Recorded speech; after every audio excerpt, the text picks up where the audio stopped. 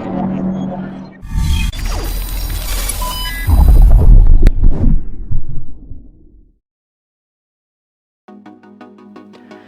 traders and investors, welcome to this week's Global Market Update, where we break down the news that matters, the narratives versus the reality on the ground, the economic events for the week, and the charts that matter. So let's get into it.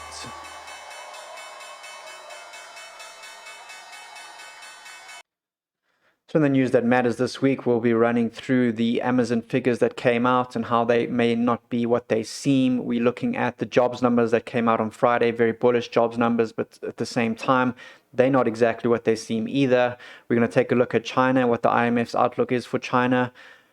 We have Christine Lagarde's outlook on interest rates, which also may not be what they seem. And then we have food inflation at all-time highs at a global level. Also not exactly what the numbers are saying either. So this is a kind of a first of a potential series moving forward, where we just look at the narratives that are being put out versus the reality on the ground, because we're seeing a lot of gaps at the moment, and those gaps are where opportunity lies. So let's get into the news that matters. Starting with Amazon, Amazon broke its record for a one-day gain in market cap this week, having climbed $190 billion in just one day following its earnings release on Thursday.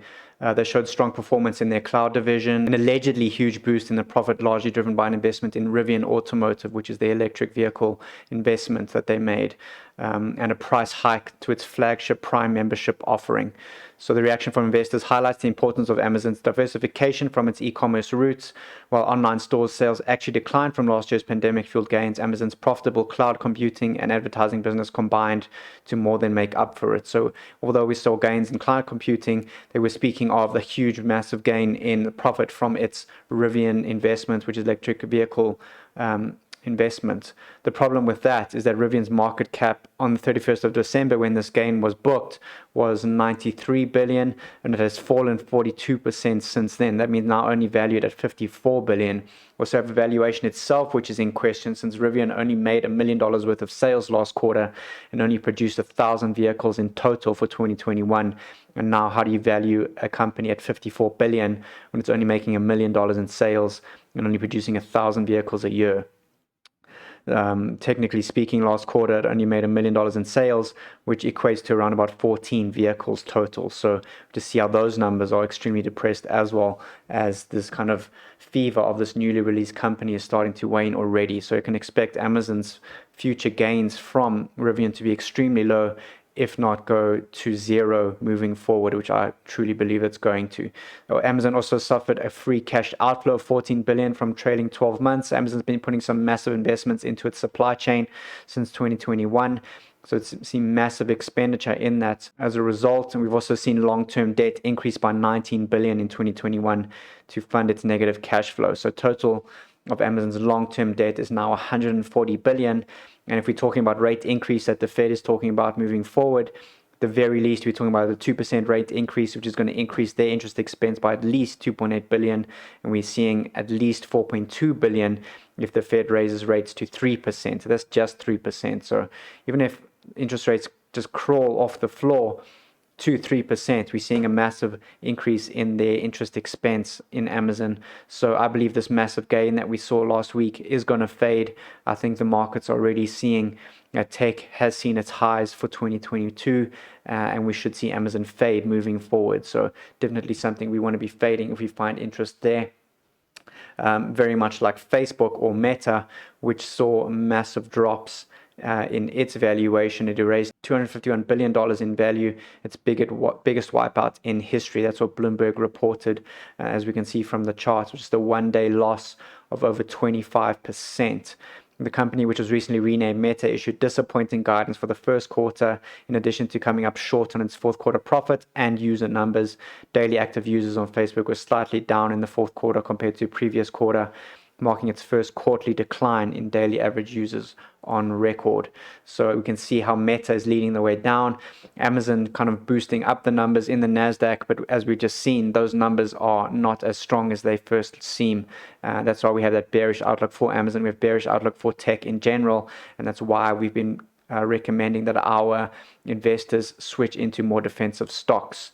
Just as a matter of interest, when we look at the Facebook chart, we were bearish on Facebook all the way back in January 2022, and that obviously saw massive gains for our traders as they went short in Amazon, went short in Meta at that 320 region.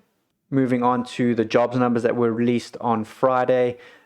The numbers reported showing the economy added 467,000 jobs in January, while job growth in November and December was about 700,000 higher than previously reported. What the news didn't report is that the numbers before November and December were also revised to be 960,000 lower than what they were suspecting. So we're seeing a net loss in those jobs. And when we look at what was reported versus what is actually the real numbers on the ground, we're not seeing that economic growth and jobs numbers that the White House continues to brag about. In reality, we're seeing a decline in those job numbers. So U.S. Labor Secretary Marty Walsh was saying that combined upward revisions over the prior several months, the report seems to be leading economists and government officials to the conclusion that the employment picture is entering a new phase, one that's finding stability amid the pandemic. When we look at the actual numbers as shown by EPB Macro Research, we're seeing weekly hours remaining in their declining trend from February 2021. And what that means is that employers, especially in the manufacturing sector, will decrease hours before they actually let workers go. As kind of last resort is to let workers go, but in the meantime, they will cut their hours to prevent the expense of labor going up without having to get rid of their workers. And we're seeing that trend on the decline. So if this trend continues to decline, it's only a matter of time until manufacturing starts to cut workers rather than just cutting hours. And when we look at real private aggregate earnings, which means we take aggregate earnings versus inflation out of the picture, we're seeing that those peaked back in March 2021 and have been on a massive decline since then, going all the way down to 2.4% in the latest reading. So job numbers not as strong as they seem. And not as strong as the White House is reporting. The White House continues to brag about greatest economic growth in nearly 4 decades, the largest drop in unemployment rate on record, and the highest yearly job growth in U.S. history. But what they don't want to say is that in 2020, 9.3 million jobs were lost as a result of COVID lockdowns. And in 2021, the economic recovery, quote unquote recovery, and the reopening added back only 6.7 million jobs. So if we look at the trend or the pre-pandemic trend, we are still 6.6 million jobs below that trend, as the Biden boom, as they say, is actually a load of crap and continues to be a load of crap moving forward. It's just a narrative that the White House continues to push. When you look at the real numbers, those numbers are really not as good as they seem, and we're looking at a strong economic slowdown in the US moving forward. Heading over to China, where the IMF's negative outlook on China remains in place. The IMF reported imbalances in the economic conditions in China have worsened, and the Chinese growth in 2022 is now forecast at 4.8%. Versus 5.7% from the previous outlook. So the imbalances in Chinese economy have delayed China's transition to a consumption-led growth, and China's policymakers have focused on using supply-side measures to boost production as opposed to taking steps to lift consumer spending. So as we've been reporting for many, many months now, and the IMF starting to report as well, is that China's economy is not as good as they are saying. We're seeing that economic slowdown in China as a result of the property bust, and that's going to continue to accelerate moving forward, and it's going to continue to put pressure on commodities, going to continue to put pressure on inflation and the inflation narrative that's busy driving markets. So we'll be continuing to watch China very closely moving forward to see what numbers are coming out of there. And then heading over to Europe this week, we saw Christine Lagarde going hawkish on inflation figures, which saw the euro really bounce strongly. Obviously, the euro under serious bearish pressure over the last few decades, or the last few years, as a result of their negative interest rate policies.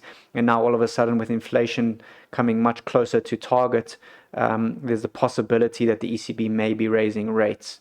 The ECB president said inflation risks were tilted to the upside after annual consumer prices in the Eurozone rose by a record 5.1% in January. We also saw the BOE raising rates, bringing them to 0.5% for a second time in a row. So obviously inflation, a big issue with the BOE, they're raising rates. The ECB is expected to follow suit.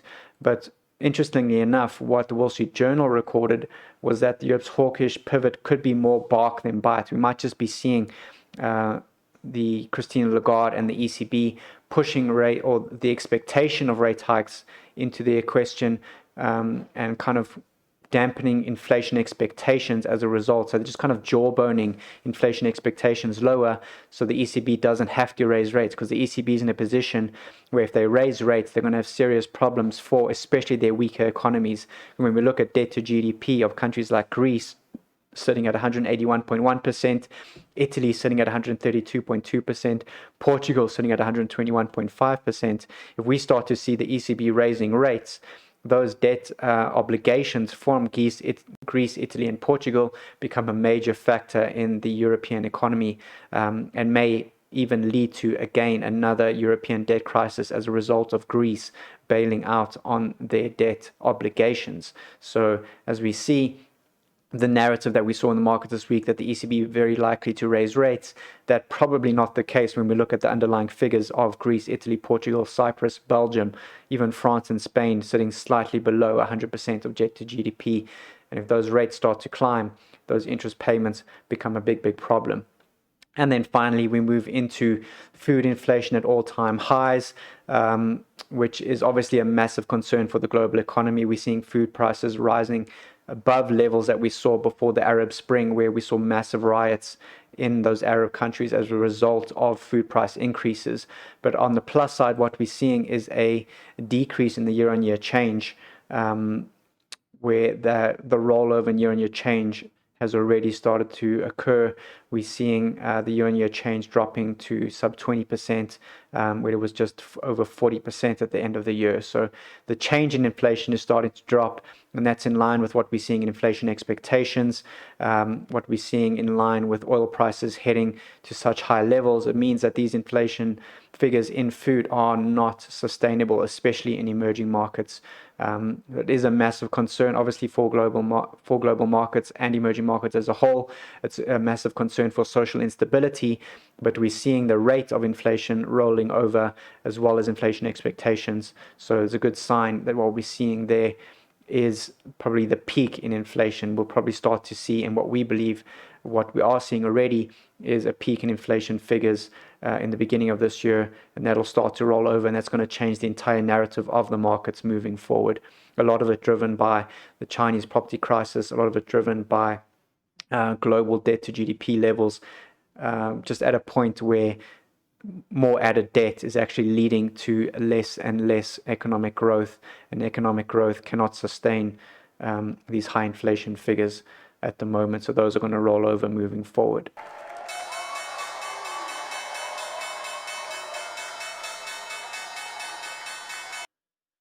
On the economic calendar this week, figures we'll be watching, kind of a light week, but first event we're looking at is on Thursday. We'll be looking at US CPI figures. Obviously, CPI figures come out really high, with jobs numbers really high. That could really push that narrative that the Fed may be raising rates 0.5% first up, rather than just 0.25%. It'll really push that hawkish narrative that the Fed is under pressure to raise rates, and that's going to kind of push the dollar higher, as we suspect it will. So we'll be watching those US CPI figures very closely.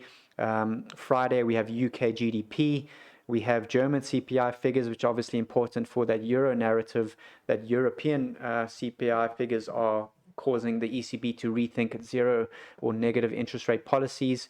And then we'll also be watching US Michigan consumer sentiment, which is a big driver of what the US economy will be doing moving forward, as a big leading indicator of what we can expect in the US economy. And we have a bearish outlook for the US economy, so we expect that the Michigan consumer sentiment is going to be coming out way more bearish than figures are expecting. So although the economic calendar is very light this week, the events that are coming out are very important, so we'll be keeping a close eye on those.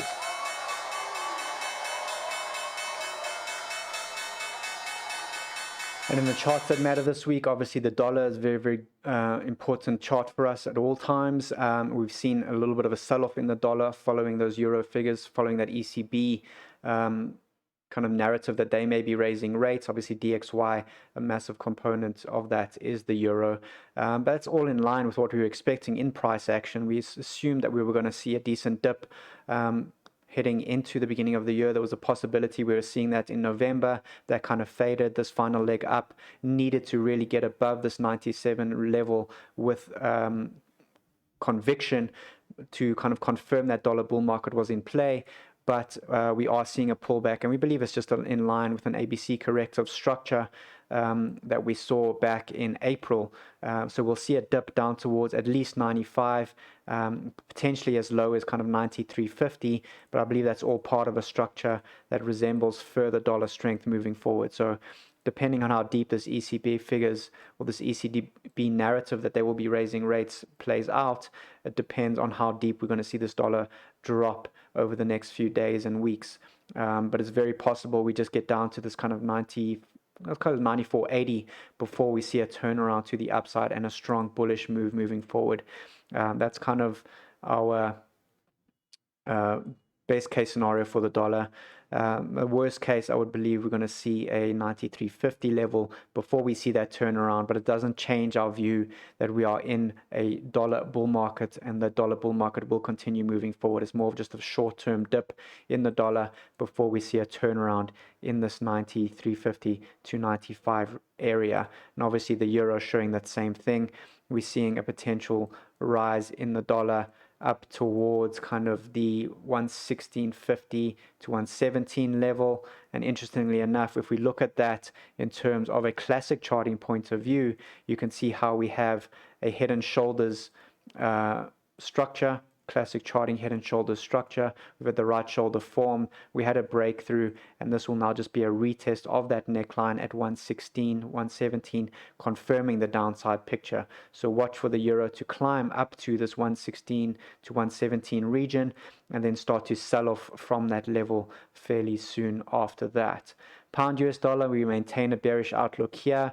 We saw quite a big daily bearish candle, bearish engulfing candle forming on Friday. Now we're just looking for this to develop into a corrective structure that resembles further downside. We still have a bearish outlook on the pound, especially against the dollar. When we look at the higher time frame structure, we suspect the pound is going to be going back down to March 20 lows, back down to September 16 lows, and beyond that as the corrective structure completes itself. We have that same ABC corrective structure formed here, and now we're seeing that turn in the markets. We saw a running expanding triangle that formed.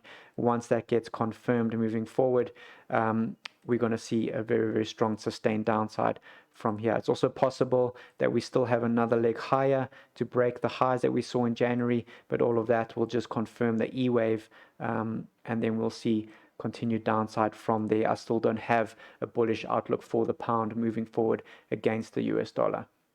Then we had Aussie dollar, US dollar, another bearish engulfing candle on Friday, very important candle. And what we're seeing is a continuation sell-off of the Aussie dollar, US dollar, which we've been short since basically August 2021. It's taken a long time to play out, but we believe this is going to play out really well and basically head back beyond the March 20 lows as commodities continue to sell off. When we look at New Zealand dollar, US dollar, another bearish engulfing, another bearish pattern, and US dollar CAD, a bullish engulfing candle, and a very big one at that, showing a continuation to the upside in the US dollar CAD. Pressure on commodities, and as we believe we're going to go and break those 2016 and 2020 highs in the US dollar CAD. Moving on to commodities, silver under pressure towards the end of the week. If we go to the daily chart, we can see we had some selling pressure over the week. It just kind of indicates to us that we are ready to see silver break through this 21 level and push well beyond that, go sub 18 really, really quickly, and eventually go sub 10 over the rest of 2022. So watching for silver to continue its bearish move. Lower time frame structures are beginning to form as we've been suspecting, and once that plays out, we are ready to get short silver with meaningful numbers. Same with gold. Although we prefer the short silver over gold, we continue to see precious metals sell off. Copper continues to struggle to make new highs, looking still very corrective for continuation to the downside moving forward. So we're watching for that to develop, and same with platinum. We suspect platinum is going to continue to sell off here, again struggling to make new highs, lots of MACD divergence, and pretty bearish close to the week. If you look at the weekly candle, it's kind of a second doji. We're not big on trading candles, but that's a very bearish candle setup. And we look at the daily chart, we had a fairly mild close on platinum, but again struggling to make new highs, and should sell off pretty strongly moving forward. Euro Oz continues to surge pretty strongly on those. It's the euro that's going to really break these commodity currencies over the next few days, as we've been suspecting that euro price increases against the Aussie, New Zealand, and the CAD are just showing that bullishness. As you can see, we were looking at the euro New Zealand really breaking out strongly. We never got that pullback we were looking for, developed into more of a triangle, but breaking higher. And we look at the weekly, that's just showing on the cards how this bigger ABC corrective structure is playing out. We were looking for a turnaround in the euro New Zealand and a trading opportunity. There's still plenty of opportunity, even though we missed the boat in the early stages of this. But that's still definitely a potential trade moving forward, as the price kind of finds its ground, but we're seeing a definite turn to the upside as we were suspecting. Oil, interesting figures in oil, making new highs, continues to rally. We're still waiting for that turn. Once we get, I think, up to $100 oil, that's our full figures for oil there. And you can see how really the global economy struggles to sustain oil anywhere near the $100 level. So if we put a floor in at that $100 level, every time we get up there, we see these big sell-offs in oil. We had one back in 2008.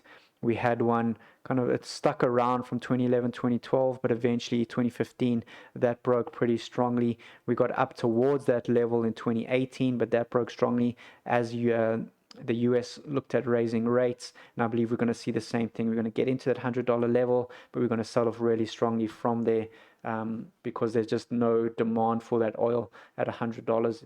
The global economy is under serious pressure at those levels, and we should see oil kind of fade with the rest of commodities moving forward. Other figures to watch are US 10-year yields. Those continue to climb. We believe those are going to fade eventually as well.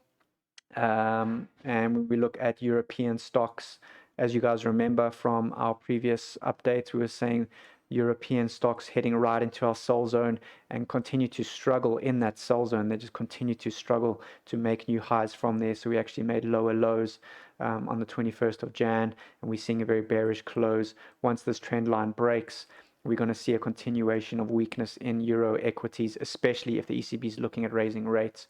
We're seeing the same thing in the DAX, another area where you can expect a sell-off in the DAX from kind of 1600 all the way down to 850. So that's a pretty decent sell-off. In terms of percentage, you can expect a good 40-50% decline there. French stocks coming out of a rising wedge on the daily chart, as you can see, breaking out of that this week. And also showing a very, very bearish weekly structure where we can expect a decline in French stocks kind of all the way down to, I would say, very close to these levels that we saw in April 2003. Definitely a good 40-50% decline there. Aussie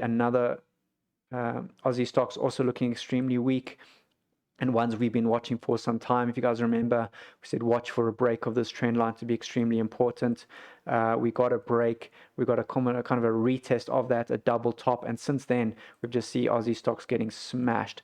Doesn't mean there's not opportunity in there. Investor guidance students will know, or our investor guidance service is showing some really, really good looking Aussie stocks that are on the cards. But the market as a whole is in trouble, so you really can't just look to buy the market anymore. That's going to be a problem. And then the Nikkei is another one. When we zoom out, you can see the Nikkei under serious pressure. Another one we were bearish about in kind of these 2021 highs. Got that double top in 2021, and now we're selling off really strongly from those highs. As you can see already, we saw a 14% decline from those highs. We're in corrective mode now, but this should just continue to drop. And in total, we're expecting a good 40% decline in Japanese stocks moving forward. So global equities under serious pressure.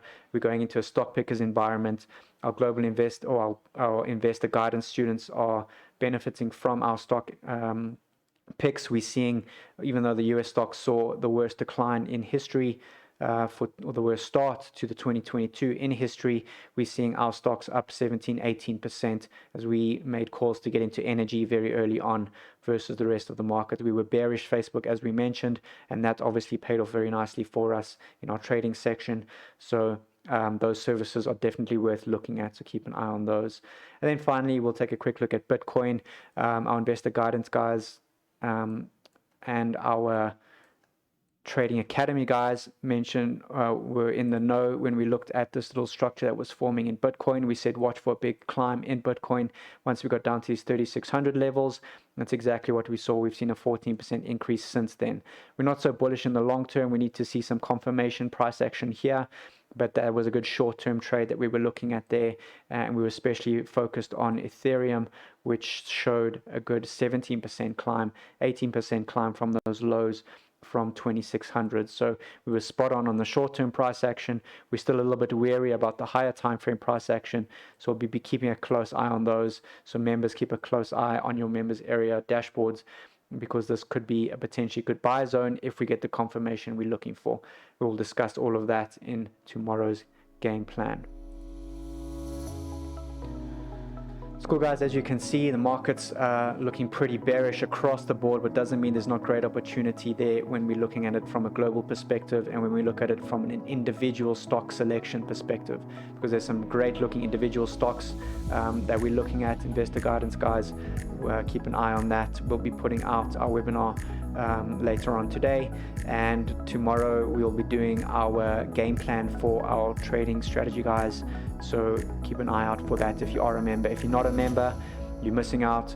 Take a look at the links below to get into either investor guidance if you're not looking at keeping a close eye on markets on a day-to-day basis.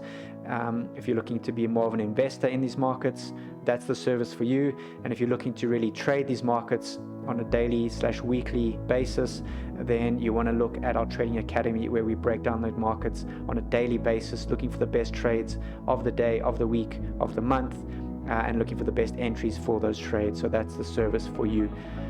Institutional guys, if you're looking for more in-depth market analysis, you will find a link on our website for that too. It's cool, guys. Hope you have a great week. Thanks for watching. Hit that like button, hit that subscribe button. I really appreciate your views and comments, so please let me know what you're looking at, so we can get into some discussion in the comments section. Cool, guys. Have a great one. Chat soon.